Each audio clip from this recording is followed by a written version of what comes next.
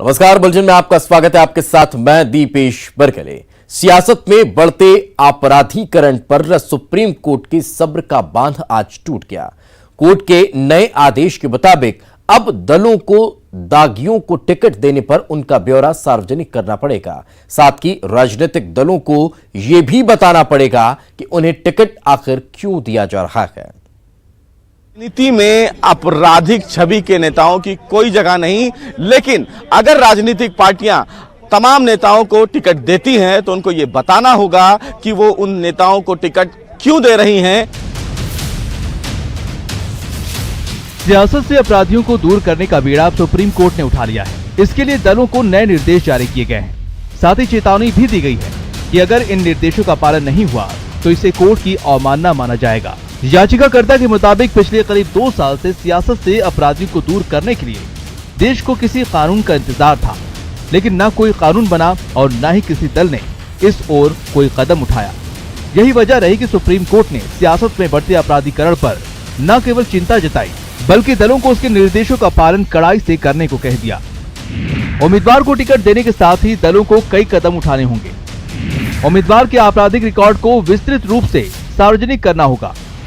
Social media, print, electronic media और दल की वेबसाइट पर जानकारी देनी होगी।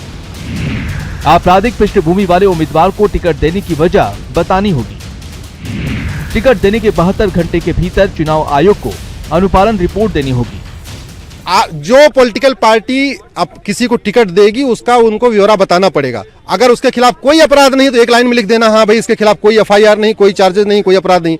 लेकिन जिसके खिलाफ कोई एफआईआर है, जिसके खिलाफ अपराध है, उसका विस्तृत ब्यौरा यानी एफआईआर नंबर, कहाँ पे हुआ, किस धारा में हुआ, उस धारा का क्या मतलब हो, बलात्कार है कि घूसखोरी है कि जमाखोरी है कि मिलावटखोरी है, कालाबाजारी है, पूरा विस्तृत ब्यौरा देना पड़ेगा। चलिए अब आपको बताते हैं फिलहाल की स्थिति क्या है। लोकसभा के 542 में से 233 सांसदों पर आपराधिक मुकदमे लंबित हैं। इसमें से 159 सांसदों पर रेप और अपहरण जैसे मामले लंबित हैं। बीजेपी के 303 सांसदों में से 116 पर आपराधिक मामले दर्ज हैं। कांग्रेस के 52 में से 29 सांसदों पर आपराधिक मामले दर्ज हैं। एलजेपी के सभी 6, बीएसपी के 5, जेडीयू के 13, टीएमसी के 9 और सीपीएम के 2 सांसदों पर आपराधिक मामले दर्ज हैं।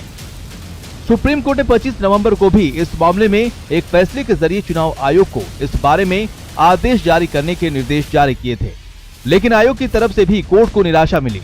इसलिए अब की बार के फैसले में न्यायमूर्ति रोहिंटन नरीमन और एस रविंद्र भट्ट ने दलों और चुनाव आयोग को कोई गुंजाइश नहीं छोड़ी। इस तरह राजनीति में अपराधीकरण के खिलाफ सुप्रीम कोर्ट का ये फैसला काफी कड़ा कदम माना जा रहा है।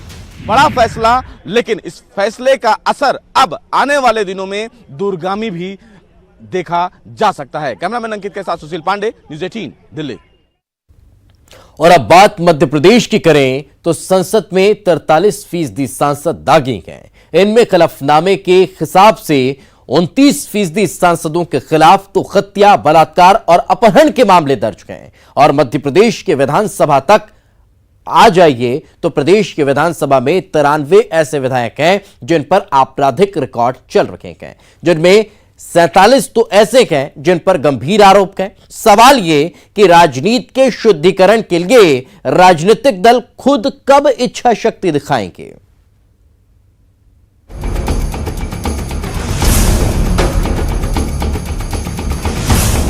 अकेले मध्य प्रदेश के 230 विधायकों में से क्रिमिनल रिकॉर्ड वाले विधायकों की संख्या 47 है। कांग्रेस से शुरू कीजिए, बीजेपी तक आइए, ये सूची लंबी होती जाती है। तो आज जब सुप्रीम कोर्ट ने राजनीति में अपराधीकरण को रोकने सख्त फैसले लिए हैं, तो सवाल उठ रहा है कि क्या इससे राजनीति में सफाई हो पाएगी। कोर्ट ने चेतावनी दी है कि अगर कोई राजनीतिक दल इस आदेश का पालन नहीं करता तो उसके खिलाफ कंटेम्प्ट ऑफ कोर्ट का मामला बनेगा। जिन लोगों के खिलाफ गंभीर मामलों में चार्जेस फ्रेम हो गए हैं, उनके चुनाव लड़ने पर रोक लगाना बहुत जरूरी है। आज की डेट में हमारे लोकसभा में लगभग 43% ऐसे लोग हैं जिनके खिलाफ गंभीर मामलों में चार्जेस फ्रेम हो चुके हैं। अभी जो दिल्ली का रिजल्ट आया है उसमें तो आधे से ज्यादा विधायक ऐसे हैं जिनके खिलाफ गंभीर मामलों में चार्जेस फ्रेम हो चुके हैं। क्या मसल पावर, मनी पावर का गेम पॉलिटिक्स में खत्म करना इतना आसान है? सियासी दलों की आपराधिक छवि वाले नेताओं को टिकट देने के पीछे दलील यही होती है कि जीतने वाला उम्मीदवार चाहिए। लेकिन कोर्ट ने इस दलील को भी खारिज किया है और साफ कर दिया है कि राजनीतिक दलों को अब ये समझाना होगा कि आपने दागदार को टिकट क्यों दिया। हालांकि सुप्रीम कोर्ट की सख्ती के बाद तो सियासत में भी सुर नरम पड़ने लगे हैं।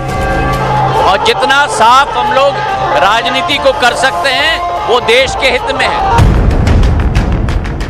इस प्रकार के सुधारों को लेकर भारतीय जनता पार्टी का तो जन्म भी इसलिए हुआ है और हमें तो बेहद खुशी है और वो दिन भी जरूर आना चाहिए जब टेंटेड लीडर्स को लड़ने का ही मौका ना मिले।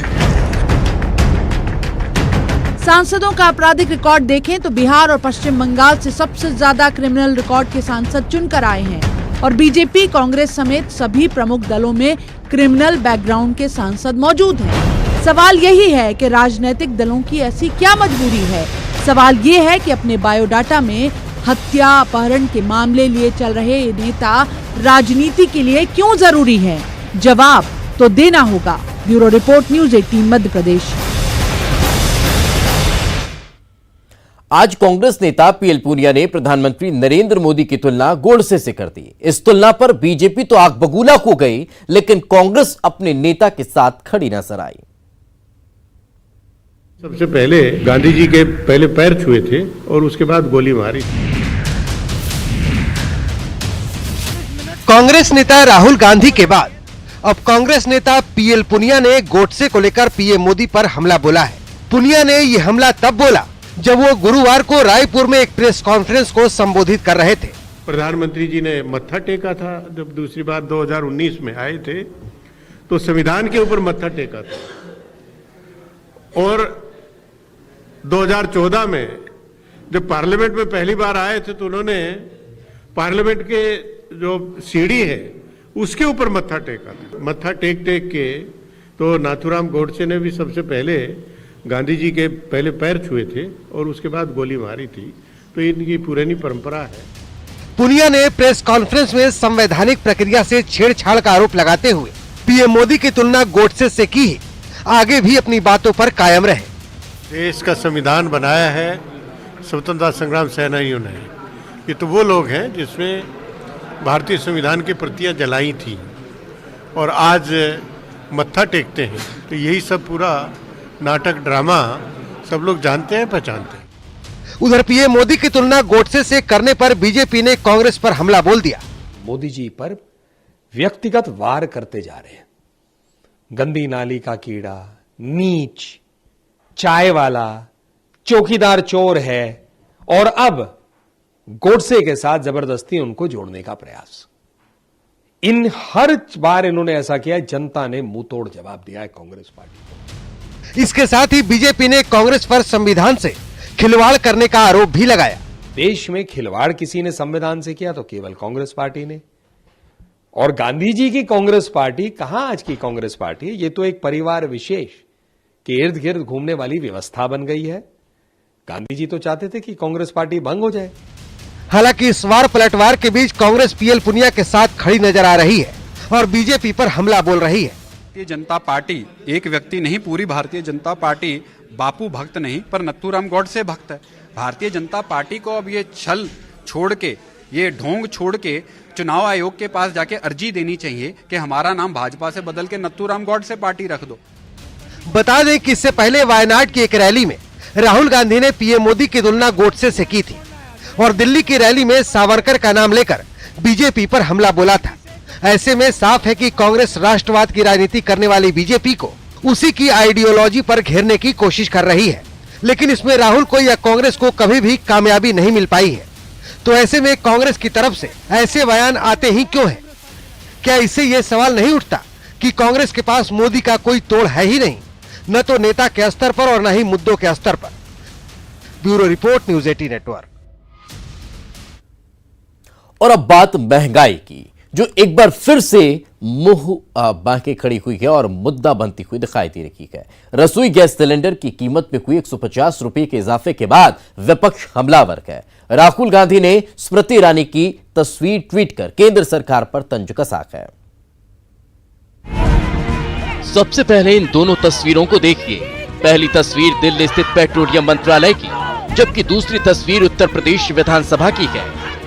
एक तरफ कांग्रेस का महिला विंग है तो दूसरी तरफ एसपी विधायक हैं। दोनों जगहों पर प्रदर्शन को रखे गए, जिसकी वजह है रसोई गैस सिलेंडरों की कीमत में बढ़ोतरी।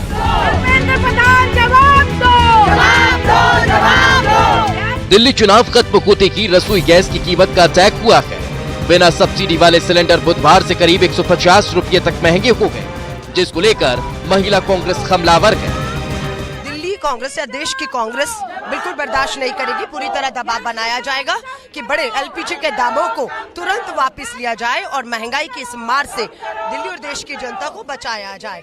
आम आदमी के घरेलू बजट पर एक आक्रमण और वार है। हम चाहते हैं मंत्री जी हमसे मिले और इमीडिएटली गैस के प्राइस को रोल बैक करने की वो डिसीजन ले, यही हम चाहते हैं। सिर्फ महिला कांग्रेस की नहीं, बल्कि कांग्रेस के पूर्व अध्यक्ष राहुल गांधी ने भी कीमत बढ़ोतरी को लेकर बीजेपी पर तंज कसा।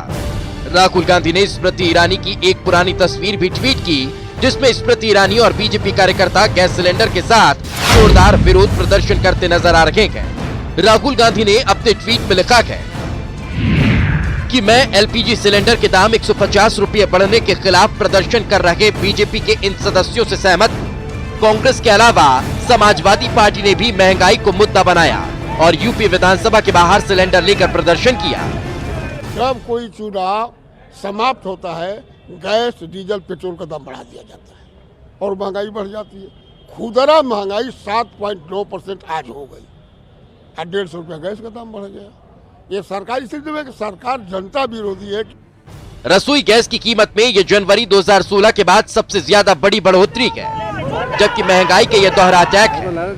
इसके अलावा खाद्य वस्तुओं और ईंधन की कीमतों में ज्यादा इजाफे की वजह से जनवरी में खुदरा महंगाई दर 7.59% पहुंच गई, जो कि पिछले 5 साल और 8 महीने में सबसे ज्यादा है। इससे पहले मई 2014 में 8.33% थी। Bureau report, news 18 network. आपका स्वागत है। भोपाल रेलवे स्टेशन पर ओवरब्रिज का स्लैब गिर गया। हादसे में 8 यात्री जख्मी हो गए, घायलों का इलाज चल रहा है। इधर यात्रियों की सुरक्षा पर सवाल खड़े हो रहे हैं तो मामले पर सियासत भी शुरू हो गई।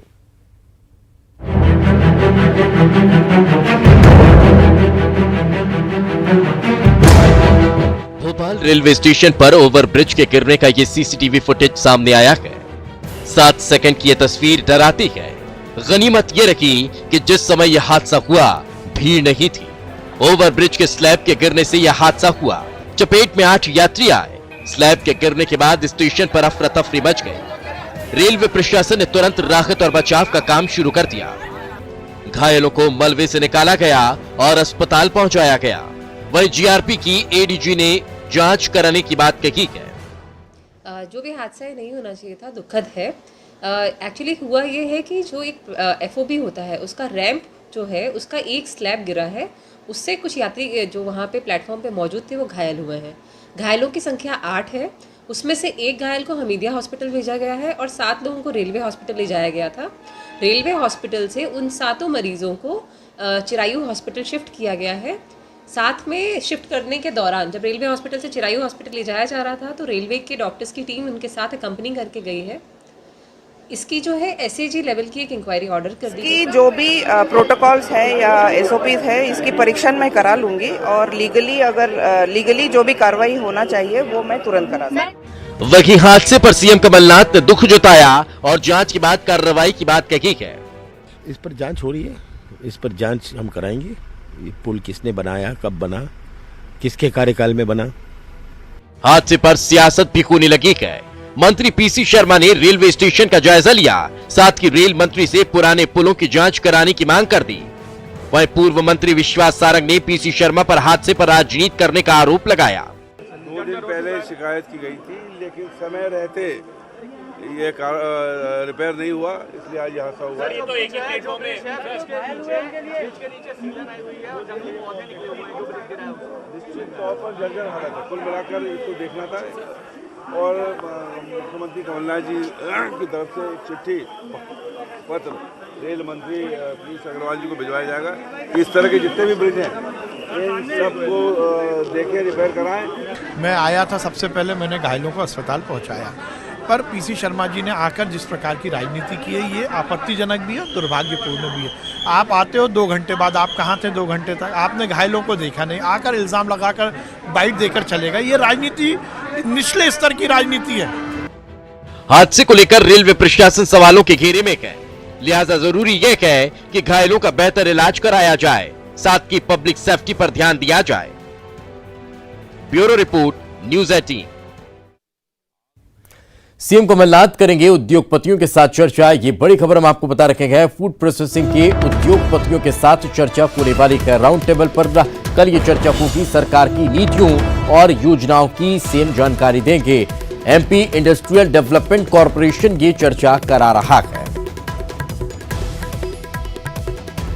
तो मध्य प्रदेश में निवेश लाने के लिहाज से ये चर्चा बेहद महत्वपूर्ण मानी जा रही है। काफी महत्वपूर्ण ये मीटिंग होने वाली है, ये चर्चा होने वाली है। राउंड टेबल मीटिंग होगी और इस मीटिंग के दौरान प्रदेश में निवेश को लेकर सीएम चर्चा करेंगे।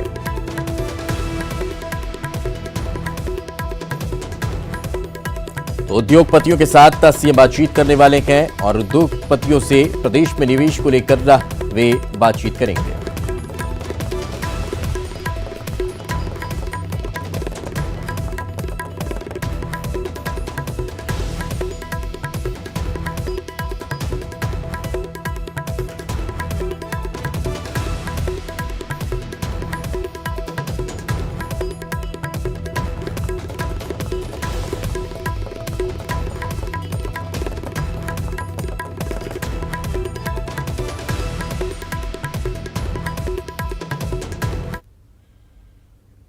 लोकतंत्र की खूबसूरत तस्वीर। सीएए और एनआरसी के मुद्दे पर मतभेद के मतभेद ने की। दिग्विजय सिंह और महामंडलेश्वर अभिराम दास के बीच बातचीत नागरिकता दिलाने में मदद कर रही है मोदी सरकार। संत अभिराम दास ने ये कहा है, विभाजन के बाद 1 करोड़ लोगों को भारत की नागरिकता मिली।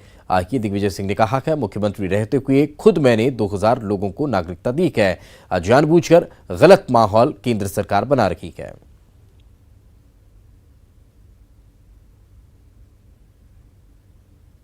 और इसी के साथ इस बुलेटिन में फिलहाल इतना ही। खबरें लगातार जारी हैं।